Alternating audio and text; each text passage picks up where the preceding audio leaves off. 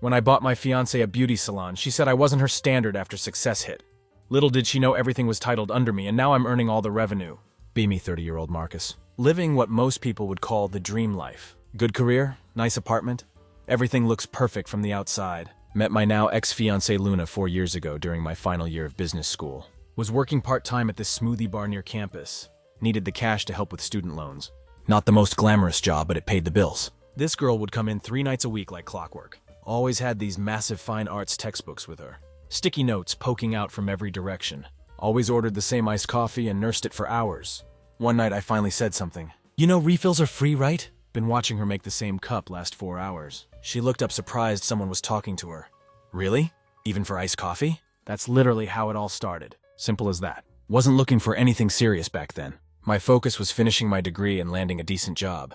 Dating was somewhere on page 3 of my priority list. But there was something about her. Not just the looks, though she was attractive. Had that natural no-makeup academia girl vibe? But her face would light up when she talked about contemporary sculpture. Or some obscure artist I'd never heard of. She had genuine passion, and it was contagious. Our first date wasn't even supposed to be a date. She asked if I wanted to check out this art exhibition downtown. After my shift ended, figured why not beats going home to my roommate's gaming marathon. Turned out the exhibition was featuring some avant-garde stuff. Installations made entirely of recycled plastic. Not exactly my thing, but whatever. Watching her analyze each piece was fascinating. Explaining the symbolism and technique to me. Wasn't fascinated by the art, but definitely by her. After graduation, I landed a decent gig as a marketing coordinator. The pay was good, but the hours were brutal. 60 to 70-hour weeks weren't uncommon. Meanwhile, Luna was grinding through her master's in fine arts. She was smart as hell, but struggling to find her path. We moved in together after about 18 months. Nothing fancy, just a 2-bedroom apartment in a decent neighborhood. Split the rent 60/40 since I was making more. I handled utilities. She covered groceries. Simple, practical arrangement that worked for both of us. She had this dream of opening a boutique. Would combine vintage clothing with local art pieces. Imagine a space where fashion meets gallery culture, she'd say. Eyes lighting up every time she talked about it. But it remained just talk for the longest time. She was working part-time at a museum gift shop, making barely enough to cover her half of the rent. Most nights she'd spread her sketches across our dining table. Floor plans, merchandise displays, marketing concepts. She'd created a detailed business plan, researched suppliers and projected costs. It wasn't just some pipe dream. She'd actually done her homework. The problem is startup capital, she'd say. Frustration edging her voice. No bank will take me seriously without collateral or business history. She wasn't wrong about that. The numbers were solid, but traditional lenders don't fund first-time entrepreneurs. Especially ones with art degrees. We got engaged on our 3rd anniversary. It was on a weekend trip to the mountains. I proposed at sunset. The ring wasn't massive, but it was quality. I'd saved for months to get it. She cried when I asked. Said it was perfect. That night she couldn't stop looking at her hand. The way the diamond caught the light. I can't wait to build our life together, she said. Thought we were on the same page about everything. About 6 months into our engagement, my grandmother passed away. We weren't super close, but she left me about $85,000 after taxes. Not life-changing money, but nothing to sneeze at either. Was planning to invest most of it. Maybe use some for our wedding fund. But Luna had been talking more and more about her boutique concept. She'd created mood boards, researched locations. Even drafted a basic business plan that actually made sense. Could see how much it meant to her.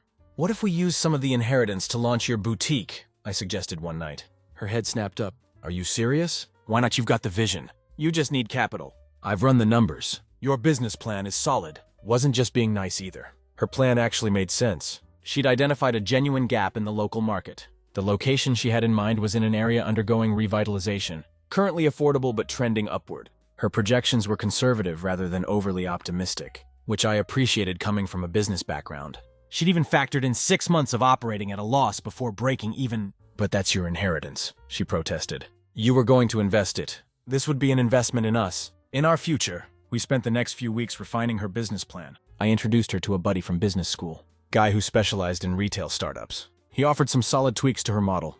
We researched suppliers, negotiated with vendors, developed a realistic timeline for launch, found a small storefront in an up-and-coming neighborhood. Reasonable rent and good foot traffic potential. I fronted $68,000 total. First month's rent, last month's rent security deposit. Renovations inventory, purchases, website development, branding, marketing materials, everything she needed. The space needed work, but nothing structural. New paint, updated lighting, some custom shelving. I handled the contractor negotiations. While Luna focused on merchandise selection and store layout, we complemented each other well. Her creative vision, my practical execution. We drew up a simple agreement detailing my investment and expected returns, making me a silent partner in the business. Nothing fancy but legally binding. My name was on the lease, the invoices, the business registration. Not because I didn't trust her, but because it was smart business. "This feels like overkill," she said as we signed the partnership agreement. "Better to have it and not need it than need it and not have it," I replied. "If everything goes according to plan, this document just collects dust in a drawer." Didn't know then how crucial that piece of paper would become. The day we got the keys to the storefront, she was ecstatic. "I can't believe this is happening," she kept saying, spinning around in the empty space. Thought we were building our future together. That was 8 months ago. The change wasn't overnight. It started around the time Luna's cousin Violet moved to town. Violet was something else. One of those people who discovered social justice vocabulary, without absorbing any of the actual empathy or nuance. Everything was problematic or toxic or gaslighting. She used words like patriarchy the way most people use punctuation. Within 20 minutes of meeting her, I knew I was in for a ride. "So you're funding her business?" Violet asked during our first dinner together. Eyebrow raised like I'd admitted to something shameful. "We're building it together," I corrected. She said, exchanging a look with Luna I couldn't quite read. "Just make sure you're not unintentionally creating a power imbalance in your relationship paradigm." Nearly choked on my water. "Relationship paradigm? Who talks like that?" "We're good," Luna said quickly. "Marcus is super supportive." "Support is the bare minimum, cousin," Violet replied. "Men have been controlling women through financial dependence for centuries." "Just saying." "Let it slide. Everyone's got that one relative right." But Violet was around a lot after that, helping with the boutique setup, offering creative direction, which mostly consisted of suggesting we paint everything millennial pink and put inspirational quotes on the walls. She and Luna started spending more and more time together. "We really should have an empowerment corner," Violet suggested one day, while we were arranging shelving. "A space where women can feel seen in their journey." "What does that even mean?" I asked. "It means merchandising with intention, Marcus," she replied, like she was explaining gravity to a toddler. "Creating a safe space for marginalized communities to express themselves through consumer choices." "So selling clothes with slogans?" I asked. Violet sighed dramatically. "This is why male energy can be so limiting in creative spaces." Luna, who once would have rolled her eyes at this nonsense, nodded thoughtfully. "She's got a point, Marcus. We should be more intentional about our brand messaging." That was the first red flag. Luna using we, but meaning her and Violet, not her and me. Violet's influence became more evident by the day. She'd pop by the apartment uninvited, always with some new opportunity for Luna. A networking event, a brand collaboration, a women in business seminar that cost $499 for a day of listening to Instagram influencers share their journey. "It's an investment in my growth," Luna would say when I questioned the value. Violet had a way of making everything sound like a revolution, rather than what it was. Usually an overpriced scam targeting aspiring female entrepreneurs. She'd use phrases like financial abundance mindset and manifesting your business goddess with a straight face. "You need to surround yourself with high-vibration individuals who uplift your feminine essence," she told Luna over brunch one Sunday. I was sitting right there. "Some people's energy just holds you back from your full potential." She glanced at me while saying this. Subtle, but not that subtle. "Have you thought about creating affirmation cards to sell at the register?" She continued. "Something like I deserve wealth because my womb wisdom demands it." Waited for Luna to laugh. She didn't. Instead, she pulled out her phone and started taking notes. And things started to change. The boutique, which we'd named Retro Perspective. Luna's idea, which I thought was clever, opened to decent success. Not overnight riches, but steady growth. Luna had a good eye for merchandise and a natural way with customers. I kept my day job but helped with the books on weekends. Troubleshooted the website and managed the taxes, behind-the-scenes stuff that kept the business running. About 3 months and Luna started changing. Small things at first. She created a separate Instagram for the boutique. That quickly became more about her than the merchandise. Lots of carefully posed photos, professional lighting. Captions about manifesting abundance and female entrepreneurship. She started dressing differently. Not bad, just different, more curated. Everything had to match the boutique's aesthetic. Started wearing these chunky statement earrings. She'd rolled her eyes at 6 months earlier. Her phone was constantly pinging with notifications. When I asked, she'd say, "Just networking or building the brand." Started using words like collaborate and content creation in everyday conversation. Our mutual friends noticed it too. "Is Luna okay?" my buddy Drew asked during a poker night. "She seems different. She's just busy with the boutique," I said, not wanting to admit anything was wrong. "Yeah, we see that on Instagram," his wife Jen replied, exchanging a look with him. "Like constantly." Shrugged it off, but it kept building. Soon Luna was hanging out with a new crowd. Other small business owners and influencers, who all seemed to share the same aesthetic and vocabulary. Girls who called each other boss babe unironically, and posted about elevating their personal brand. One night I came home to find Luna filming herself, unpacking new inventory, narrating each item like she was hosting a TV show. "Today we're unboxing our new ethical linen collection," sourced from empowered female artisans. You know, I interrupted when she finally finished. Those empowered artisans are actually a supplier you found on Alibaba. The minimum wage in that region is like $3 a day. She glared at me. You're ruining my content. I'm stating a fact, I countered. If you're going to market something as ethical, it should actually be ethical. It's aspirational messaging, she replied using air quotes. Violet says consumers respond to narrative more than facts. That's literally false advertising. God, why are you always trying to mansplain my business to me? Stared at her, genuinely confused. Mansplain? Luna, we built this together. Since when is offering input mansplaining? She rolled her eyes. You wouldn't get it. Violet says men typically center themselves in women's success stories because they're socialized to take credit for everything. That was when I realized I was arguing with Violet by proxy. Luna was just repeating phrases she'd heard, not expressing her own thoughts. Violet was always there on the sidelines, encouraging this transformation. You're finally vibrating at your authentic frequency, she'd tell Luna. Whatever the hell that meant. Meanwhile, I was becoming increasingly irrelevant. Luna stopped asking for my input on business decisions. Started scheduling creative meetings when she knew I'd be at work. Began referring to Retro Perspective as my boutique instead of our boutique. In conversations, the business itself was showing concerning signs. Luna, under Violet's guidance, had begun shifting inventory toward items with inspirational slogans and higher markups. Rather than the quality vintage pieces that had initially attracted customers, sales were inconsistent. Big spikes when she'd post something that gained traction, followed by days of virtually nothing. We need to focus on consistent daily revenue, not just social media wins. I suggested after reviewing the monthly numbers. The vintage denim is still our highest margin category. Maybe feature that more prominently. That's so outdated thinking, Luna replied dismissively. Violet's friend Monica made 6 figures in passive income, just from her Instagram engagement. Monica sells weight loss tea and butt-lifting leggings, I pointed out. That's not exactly our target market. You just don't understand modern marketing, she said with an eye roll. It's all about personal brand development now. The boutique was gradually transforming, from a curated vintage art concept into what looked like every other Instagram bait shop. Neon signs with generic inspirational quotes, overpriced candles with names like Feminist Rage and Patriarchy Tears, and racks of wholesale items marked up 400%ed because they had empowering slogans screen printed on them. Customers noticed too. Reviews mentioned the shifting focus, several longtime patrons expressing disappointment at the new direction. Luna dismissed them as negative energy. A local women's business collective had approached us about a potential partnership.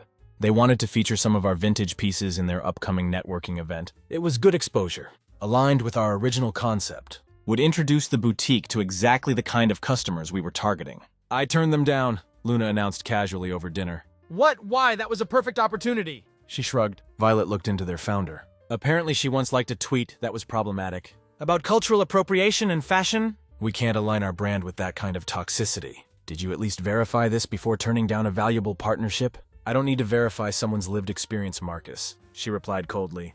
Violet's intuition about people is usually spot on. Was losing her not just romantically, but as a business partner with common sense. I confronted her about it one night. I feel like you're cutting me out, I said. Of the business and us? You're being paranoid, she replied, barely looking up from her phone. I'm just growing the brand. It's marketing, Marcus. You wouldn't understand the creative side. Let it go, but I should have seen what was coming. It was a Thursday evening when everything imploded. I came home from work to find Luna sitting at our kitchen table, scrolling through her phone. She'd been at a networking brunch with Violet and their new crowd. We need to talk, she said, finally looking up. Those 4 words that never precede anything good. She'd taken off the engagement ring. It sat on the table between us like a dead canary in a coal mine. I think I've outgrown this relationship, she continued, her voice oddly rehearsed.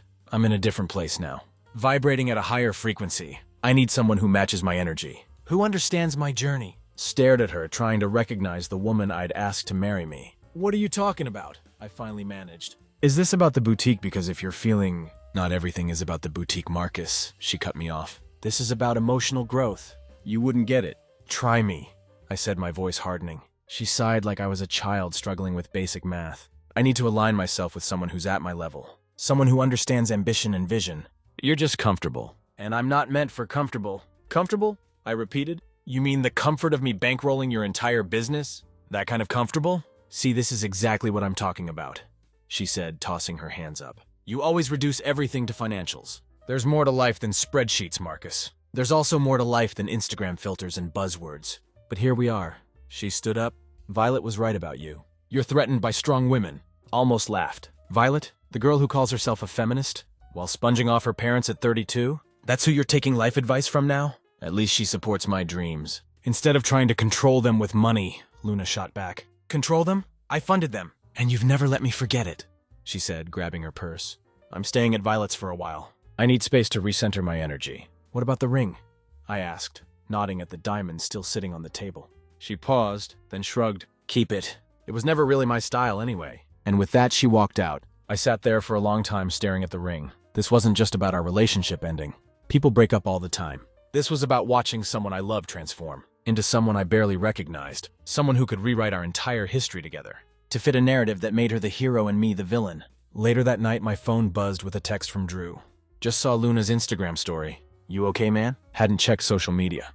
Opened Instagram to find Luna had already posted a selfie of her looking wistfully out Violet's apartment window. Caption read, "Sometimes the bravest thing you can do is walk away from what no longer serves your highest purpose. Self-love, new beginnings." Violet had commented, "So proud of you for choosing yourself queen. Men will always try to clip your wings when you're ready to soar." 27 people had liked it already, including several of our mutual friends. Closed the app and poured myself some water. This was going to get messy. The next morning, my phone blew up with notifications. Luna had posted a series of Instagram stories and a grid post that made my blood boil. The caption read, "Leveling up means letting go. So grateful for this journey of self-discovery and entrepreneurship. Built this business from nothing but a dream and determination. No one believed in me, but here I am. Proof that women don't need a man to succeed. Self-made entrepreneur boss, babe. Trust the process." The photo showed her in the boutique, artfully arranged among merchandise, looking wistfully out the front window, like she was posing for a magazine spread. Comments poured in. "So proud of you, girl. This is what independence looks like. Yes, queen. Know your worth." Violet had commented too. "This is what happens when you stop letting toxic masculinity limit your potential." Stared at my phone in disbelief. Self-made? What does that even mean? I'd written the checks for every single item in that store. Tried calling Luna. No answer. Sent a text asking what the hell was going on. No response. Over the next few days, it got worse. More posts, more stories, all implying she'd built this business through sheer force of will. Vague references to overcoming obstacles and breaking free from negativity, never mentioning me by name. But the implication was clear. I'd been holding her back. Then a mutual friend, Nate, sent me screenshots. From a private Instagram story Luna had posted, one I'd been deliberately excluded from seeing. Reminder that financial abuse is still abuse. The text overlay read, "Just because it doesn't leave bruises doesn't mean it isn't violence. So thankful to be reclaiming my power." Nate's message read, "Dude, what the actual hell, this is crazy. You need to see what she's saying about you." He followed with screenshots from a group chat where Luna and Violet were actively discussing me. Violet had written classic narcissist playbook. He funded the business to keep you dependent on him. Financial prison is still prison. Luna had replied with a series of clapping emojis. Another message from Luna read, "He literally tried to veto my business decisions because he knew better. Told me I was making poor choices because I was following my intuition instead of his precious spreadsheets."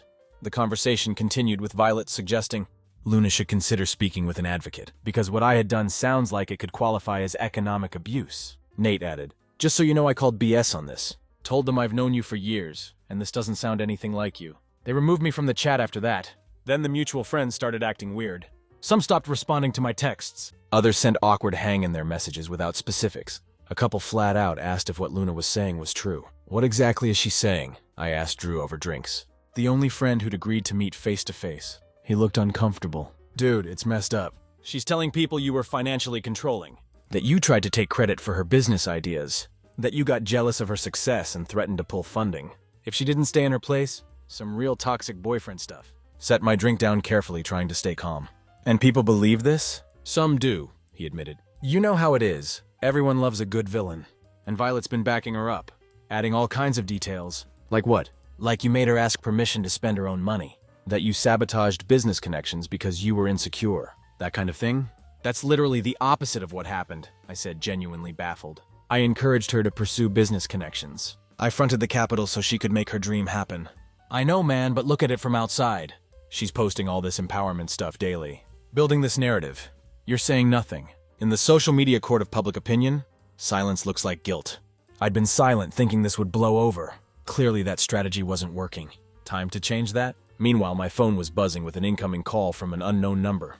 Excused myself and answered it. "Marcus, this is Robert. Luna's father." That was unexpected. I'd always gotten along well with Luna's parents.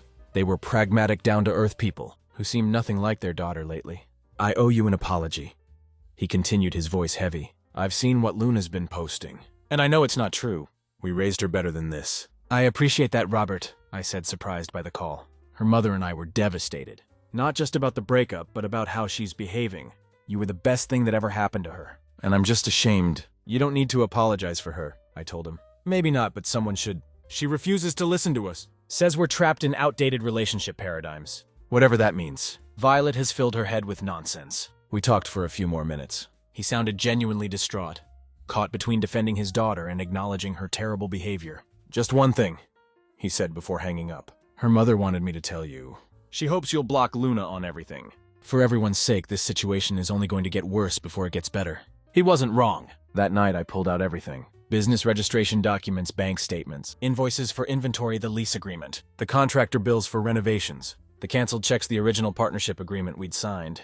All with my name, all with my signature. All paid from my accounts. Called a lawyer the next morning. You're in a better position than most, he told me. After reviewing the documents, your name is on nearly everything. The business registration lists you as a partner. The lease has you as the primary. She can't just cut you out because the relationship ended. What are my options? I asked. Several, he said. We could force a sale and split the assets.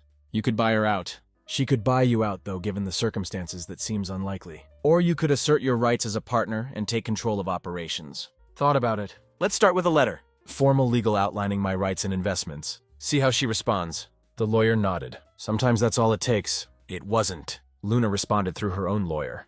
Some guy Violet knew who specialized in feminist jurisprudence. Whatever the hell that meant. His letter basically accused me of trying to steal a woman's business, and implied I was using patriarchal financial systems to control Luna. My lawyer actually laughed when he read it. This isn't a legal argument, he said. This is a Twitter thread. We escalated. Formal complaint detailed documentation of my investment. Request for injunctive relief to prevent her from making business decisions without my consent.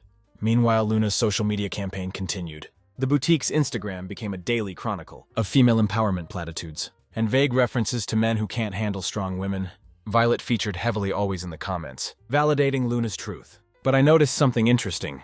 While the online support remained strong, the boutique itself was suffering. Sales were down, inventory wasn't moving. The books, which I still had access to via the cloud accounting software, showed mounting expenses and dwindling income. The worst part was watching the poor business decisions in real time. Luna had ordered a huge shipment of graphic tees, with slogans like "The future is female" and "Smash the patriarchy." Expensive custom merchandise that wasn't selling.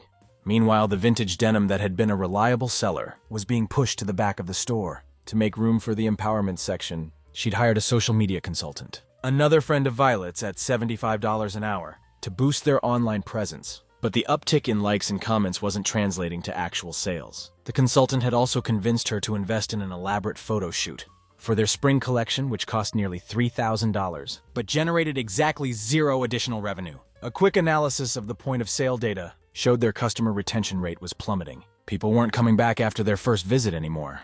The reviews told the story. Customers complained about being lectured on feminism while trying to shop, or feeling pressured to take Instagram photos with merchandise, instead of actually buying it. One particularly damning review read, "Went in looking for vintage jeans. Got trapped in a 20-minute conversation about decolonizing my fashion choices instead. Just sell clothes, please. Turns out running a business was harder when you actually had to run the business, instead of just posting about it." 2 months into the standoff, my lawyer called with news. She wants to meet, he said. No lawyers, just you two. Says she wants to resolve this amicably. Was skeptical, but agreed. We met at a neutral coffee shop across town. Luna looked different. The carefully curated aesthetic was still there, but fraying at the edges. Darker circles under her eyes. Hair not quite as perfect. Thanks for meeting me, she said, sliding into the booth. What do you want, Luna? She took a deep breath. The boutique is struggling. I need more capital. Stared at her, waiting for more. I thought maybe you'd be willing to invest again, she continued. For old time's sake. Couldn't help it. Laughed right in her face. So after everything you've said about me online, after trying to erase my contribution and turning our friends against me, you want more money? I'm impressed. People say things when they're hurt, she mumbled. It wasn't personal. Wasn't personal? You've been dragging my reputation through the mud for months. That's just social media, she shrugged. It's not real. Tell that to my parents who've been getting concerned calls, or my boss who pulled me aside to ask if everything was okay at home. It felt pretty real to us. She looked down. I'm sorry if that happened, but I need help. The boutique is everything to me. Funny, I thought I was everything to you once. Things change. What do you want? She asked finally. To shut it down? To ruin something I've worked so hard for? You mean something I paid for? That you've been pretending you built yourself? She had no answer for that. Here's what's going to happen, I said, leaning forward. You have two options. One, we list the business for sale, pay off any remaining debts, and split whatever's left based on our partnership agreement, which heavily favors me since I put up all the capital. Or two, you publicly set the record straight about who funded this business. You buy out my share over time with interest, and you stop dragging my name through the mud. I can't afford to buy you out, she admitted. Then I guess it's option one. She looked panicked. You'd really shut it down after everything? After everything? I laughed again. Yes, Luna. Especially after everything. The next day, Luna's entire social media presence went quiet. No posts, no stories, no comments. Radio silence. 3 days later, the boutique's Instagram posted a simple black square. With white text, statement from retro perspective. In the interest of transparency, I need to clarify some previous statements. This business was made possible through significant investment from my former partner Marcus. Claims suggesting I built this alone were incorrect and misleading. I apologize for any misconceptions. Wasn't exactly a full confession, but it was something. Later found out my lawyer had helped draft it as part of our settlement. The terms were straightforward. The boutique would continue operating. Luna would remain as the face and day-to-day manager. I would maintain 51% ownership but stay behind the scenes. She would make monthly payments to buy out my share over 5 years with interest. And she would stop all negative references to me, direct or implied. The comments on that post were fascinating. Confusion, questions, some support, but mostly awkward silence. Violet notably didn't comment at all. In fact, Violet had her own problems. Someone not me had compiled screenshots of her most problematic social media takes over the years. Racist hot takes culturally appropriative Halloween costumes, tweets mocking survivors of various tragedies. The standard influencer cancellation package. It circulated widely in their social circle, effectively puncturing her self-appointed position as arbiter of wokeness. Later found out it was Nate who had put together the Violet expose. That girl had it coming, he told me over lunch. She's been playing social justice warrior, while having some of the most toxic takes I've ever seen. The hypocrisy was too much. The collection included gems like Violet mocking indigenous practices, while wearing a headdress at Coachella, tweets joking about serious mental health conditions, and a particularly damning blog post where she'd written that poor people just need to manifest wealth consciousness. All while living rent-free in her parents' downtown condo. The final blow was a series of DMs between Violet and a follower, who'd questioned one of her takes on feminism. Violet had responded with a tirade of insults, culminating with, maybe if you spent less time criticizing successful women, and more time working on yourself, you wouldn't be so broken bitter. Not exactly the solidarity sister she pretended to be. The fallout was swift. Violet's carefully curated image as a progressive thought leader crumbled overnight. The very community she'd been preaching to turned on her. With the same ruthless cancel culture she'd wielded against others, her follower count plummeted. Several brand partnerships she'd been bragging about suddenly went in a different direction. She blocked Luna almost immediately, thrown under the bus at the first sign of trouble. Shocker. Drew sent me screenshots of a group chat where people were discussing the situation. Someone had asked if Violet was still working with Luna at the boutique. Violet's response was ice cold. I don't associate with businesses built on dishonesty. I was misled about the nature of Retro Perspectives funding, and cannot in good conscience continue that relationship. Just like that, she'd rewritten history again. Now she was the victim who'd been deceived by Luna, not the architect of the whole mess. The guy Luna had been seeing on the side. Some trust fund art collector she'd met through the boutique ghosted her once he realized she wasn't the independent business mogul. She'd presented herself as, turns out he'd been looking for a power couple situation, not a bailout opportunity. One of our mutual friends, Freya, reached out to me. About a month after everything went down. I owe you an apology, she said over coffee. I believed her version without ever asking for yours. That wasn't fair. What changed your mind? I asked. I saw her in action at a networking event last week, Freya explained. She was telling some new guy about how she started her business. From nothing but a dream and determination. Almost word for word what she posted online. When someone mentioned your name, she acted like you were just some ex who tried to take credit for her success after the fact. I knew that wasn't true. I remember when you guys were planning it together. Freya wasn't the only one. Gradually, friends who'd gone silent started reaching back out. Some apologized, others just resumed contact like nothing had happened.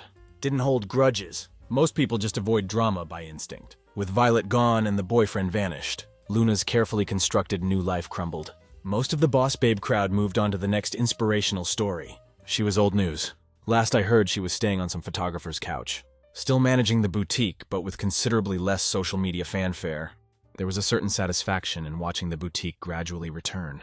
To its original concept, the empowerment corner disappeared. The vintage pieces migrated back to the front displays. Sales slowly recovered as she refocused on the business. Rather than the performance of running a business, I ran into her parents at a restaurant downtown. About 6 months after everything went down, Her mother hugged me tightly, tears in her eyes. "I'm so sorry about all of this," she said. "We raised her better, I swear." "It's not your fault," I assured her. "How is she doing?" I asked, more out of politeness than genuine concern. "Humbled," her mother replied. "Finally, she's back in reality now that cousin has moved on to her next victim." They asked about me, my work, if I was seeing anyone new. Normal, polite conversation that carefully avoided the elephant in the room. That their daughter had tried to erase me from a business I'd funded, and smeared my reputation in the process. As for me, I took the monthly payments and channeled them directly into a small business investment fund for actual self-made entrepreneurs. Created an anonymous scholarship specifically for business students. Focusing on retail innovation, the boutique itself is doing okay now. Better since Luna started focusing on actually running it, instead of just posting about it. I stay completely hands-off. My lawyer handles any necessary communication. One particularly satisfying moment came about 8 months after our split. I was having lunch with a colleague when his partner joined us, a woman who ran a small business incubator for the local university.